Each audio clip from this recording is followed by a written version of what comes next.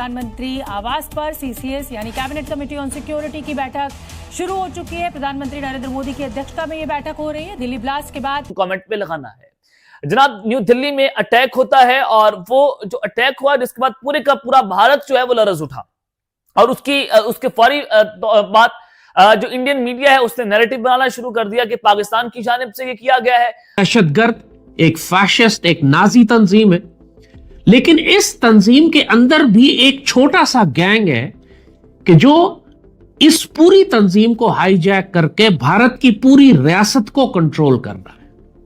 और अगर आप इस गैंग ऑफ गुजरात को समझ जाएं, इसके इरादों को, इसके मकासद को, इसकी प्लानिंग को, इसकी स्ट्रेटेजी को जान जाएं तो फिर आप बहुत आसानी से प्रेडिक्ट कर सकते हैं कि आने वाले वक्तों में भारत की रियासत क्या करेगी। जैसे हमने आपको बताया कि भारत इस वक्त पूरी दुनिया में हो रहा है, तो इसका मतलब है पाकिस्तान की बाकी मिनिस्ट्रियां खामोश हो जाएं, बॉर्डर पे कुछ हो रहा है। हर अदारे का है अपना काम है। सेपरेशन ऑफ पावर किसे कहते हैं? आप इसी को कहते हैं। फौज अपना काम कर रही है, पार्लियामेंट अपना कर रही है, एग्जीक्यूटिव अपना कर रही है, so everybody is doing its own work. तो ये चीज जो है दैट इज देयर। और मेरा ख्याल है कि Afghan Taliban they are not very much interested to engage with Pakistan. वो पाकिस्तान से इंगेज नहीं करना चाहते। उनको एक चीज़ की समझ आ गई है और वो ये है कि ज़रा पाकिस्तान को दबाओ जितना दबा सकते हो। और उनके पास ऑप्शंस बहुत आ गई हैं। अब उनके पास जो ऑप्शंस हैं उसमें एक वो जिसे कहते हैं ना एक चैलेंज है। अब मजीद भारतीय शहर जो है वहां पर थ्रेट अलर्ट जारी कर दिया गया है। इसका मतलब यह है कि न्यू दिल्ली के बाद मजीद भारतीय शहर जो है वो इस वक्त हाई अलर्ट के ऊपर है। और जैसे इस्लामाबाद में जो अटैक हुआ और उसमें हमारे कैपिटल को निशाना बनाया गया और उस वक्त बनाया गया जब 40 कंट्रीज के 250 डेलीगेशन जो है पाकिस्तान के अंदर मौजूद है और जब एक अहम तरीन तरमीम जो है वो पार्लियामेंट के अंदर हो रही है और वहां पर ये अटैक हो जाना, उसने ये वाज़ेह तौर पर बता दिया कि Pakistan is in the state of war. Pakistan इस हालत जंग के अंदर है।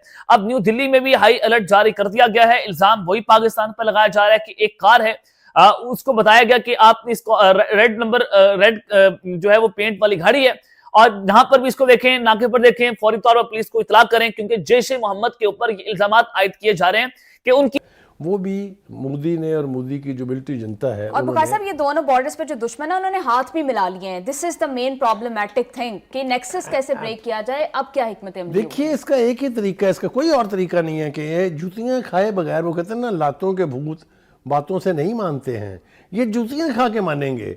आपने देखा, हमने एक दिन की कार्रवाई करके इनको समझाने की कोशिश की थी कि बाद आ जाओ, मर जाओगे, मारे जाओगे। ये अब हमें करना पड़ेगा। अगर वो हमारे घर इस्लामाबाद पहुंच गए हैं तो काबुल तो कोई दूर थोड़ी है। हमने काबुल में कार्रवाई करके दिखाई नहीं। तो आप एक्सपेक्ट कर रहे हैं कि पाकिस्तान की तरफ से इस तरह का जवाब दिया जाए? मैं आपको बताऊं कि हमें मजबूर किया जा रहा है कि हम लास्ट ऑप्शंस को अब इस्तेमाल करें और वो है कि इनको इनके घरों तक चेज करके इनको एलिमिनेट किया जाए। अफगानिस्तान की फौज में ना इतनी हिम्मत है, ना उनके पास इतनी स्किल है, ना इतनी उनके पास वेपनरी है जो पाकिस्तान की फ़ौज का मुकाबला कर सके। हमने हिंदुस्तान की ऐसी तैसी कर दी। ये तो हमारी बर्दाश्त की हिम्मत है कि हम इनको बर्दाश्त किए हुए हैं अब तक। अगर जंग इनके साथ छेड़ना पड़ी, हिंदुस्तान इनकी मदद को नहीं आ सकता, ये बात तय है।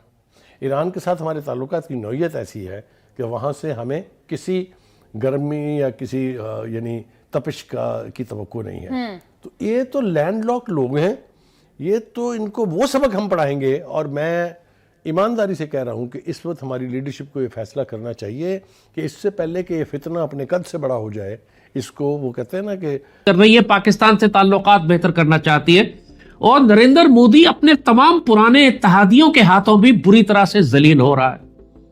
किस तरीके से अमेरिका उसको जलील कर रहा है वो आपके सामने है।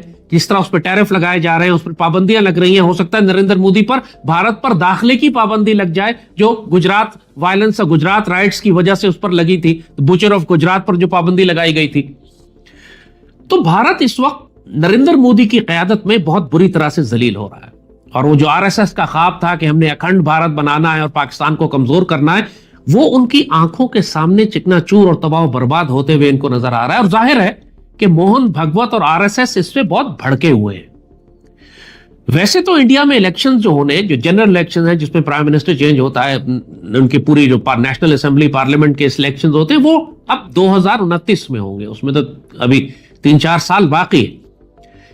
लेकिन मोहन भागवत ने नरेंद्र मोदी को वार्निंग दे दी है कि अगर तुमने पाकिस्तान के खिलाफ कोई कार्रवाई ना की तो मैं तुमको रिप्लेस कर दूंगा। वैसे भी नरेंद्र मोदी 75 साल का हो गया है, और एग्जैक्टली यही बात मोहन भागवत ने कही कि जब तुम 75 साल के हो जाओ तो फिर जगह छोड़ दो दूसरों के लिए कि जो आके इस काम को कर सके। मगर सवाल यह है कि जैसे हमने आपको बताया कि नरेंद्र मोदी को रिप्लेस कौन करेगा और आने वाले इंडिया की पॉलिसीज कौन बनाएगा। इसीलिए हम गैंग ऑफ गुजरात की बात करते हैं। पहले हम आपको यह बताएं कि इस गैंग में शामिल कौन कौन से लोग हैं। इस वक्त जो पूरी इंडियन गवर्नमेंट को और आरएसएस को चलाने वाला ग्रुप है, उसके सारे स्ट्रेटेजिस्ट और पॉलिसी मेकर्स और थिंकर्स और उसके थिंक टैंक्स और उसके माइंड्स और उसके कंट्रोलर्स, वो सब गुजरात के।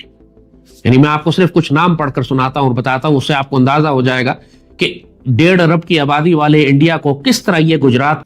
देखिए, पाकिस्तान बड़ा क्लियर विक्टिम है, क्लियर वो है एक जिसे कहते हैं ना, उसको जो मर्जी हमला कर दे उसके ऊपर। टीटीपी भी आ गई, बीएलए भी आ गई।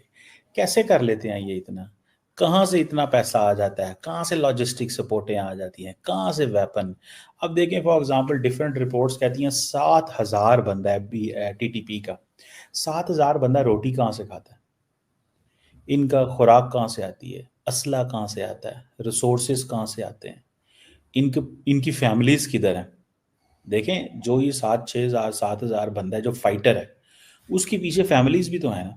तो अगर आप इसको ऑन एवरेज अगर कर लें, एक बंदे की फैमिली में 2, 4, 5 लोग भी हैं, ये 20,000 बंदा भी है, 25,000 भी है, तो इनको पीछे से कोई फंडिंग तो कर रहा है, फीड कर रहा है।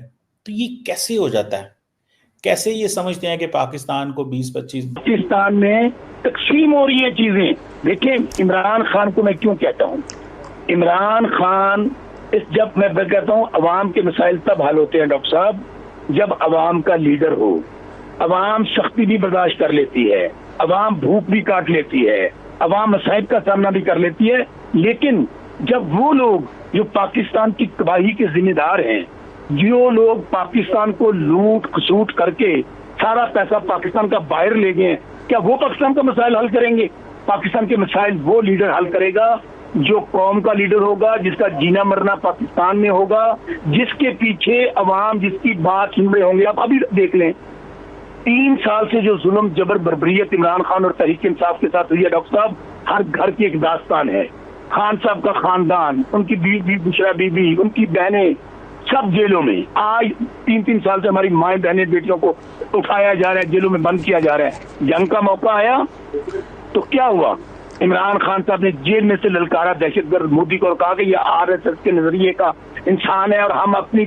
जब से दिल्ली में कार ब्लास्ट हुआ है तब से भारतीय सेना और भारत के प्रधानमंत्री गुस्से में दिख रहे हैं। सीसीएस की बैठक में यहाँ पे नरेंद्र मोदी जी एकदम गुस्से में आ गए। दिल्ली में सीएसएस की बैठक हुई जिसमें प्रधानमंत्री की आवास पर बैठक हुआ, जिसमें प्रधानमंत्री नरेंद्र मोदी खुला पाकिस्तान को धमकी दिए और बोले पाकिस्तानियों को अब नहीं छोड़ा जाएगा, क्योंकि यह पाकिस्तान बहुत ही ज़्यादा अपना आतंकी फैला रहा है और हर बार बोलता है कि हम नहीं करते हैं, हर बार जलील होता है और हर बार बोलता है कि नरेंद्र मोदी जी से माफ़ी मांगता है कि हम नहीं है, मगर हर बार साबुत बस यही आता है कि यह पाकिस्तानी है। जिस तरीके से दिल्ली में कार ब्लास्ट हुआ है, इस ब्लास्ट पर इस समय हमारे नरेंद्र मोदी जी एकदम से गुस्से में दिख रहे हैं और नरेंद्र मोदी जी इस समय इतनी ज़्यादा गुस्से में है क्योंकि नरेंद्र मोदी जी के सामने अब किसी को भी नरेंद्र मोदी नहीं छोड़ रहे हैं और बोल दिए हैं, खुली चेतावनी दे दिए हैं कि अब हम किसी के भी कहने पर नहीं रुकेंगे। अगली बार नरेंद्र मोदी जी अमेरिका के कहने पर रुक गए थे, पाकिस्तान को छोड़ दिए थे, तो इस बार अमेरिका का भी कहने पर मोदी जी नहीं रुकेंगे, क्योंकि मोदी जी इस समय अपनी पूरी फुल पावर में आ चुके हैं। जब से यह हमला देखे हैं मोदी जी अपने आंखों से, तब से मोदी जी एकदम से गुस्से में आ गए हैं। बोल रहे हैं कि हमारे ही आवास और हमारे ही घर पर जहां लाल किला है वहां पर कैसे ऐसे हो सकता है, इसको हम नहीं सह सकते। इस समय भारतीय सेना एकदम गुस्से में और भारतीय सेना एकदम से जांच में लगी हुई है और भारत के आर्मी चीफ भी इस समय इतनी ज़्यादा गुस्से में है क्योंकि अगर अगर मिल जाए कोई भी तो भारत की आर्मी चीफ उन्हें कच्चा चबा जाएंगे। इस बार भारत की सेना और भारत की आर्मी किसी को भी नहीं छोड़ेगा, वो चाहे जो हो। और जांच में जो साबित हुआ है वह साफ साफ नजर आ रहा है कि यह एक पाकिस्तान का एक आदमी है जिसे यह सब कुछ करवाया है। इस बार पाकिस्तान के नक्शे से गायब किया जाएगा पाकिस्तान को, क्योंकि पाकिस्तान का हर बार मन बढ़ जाता है।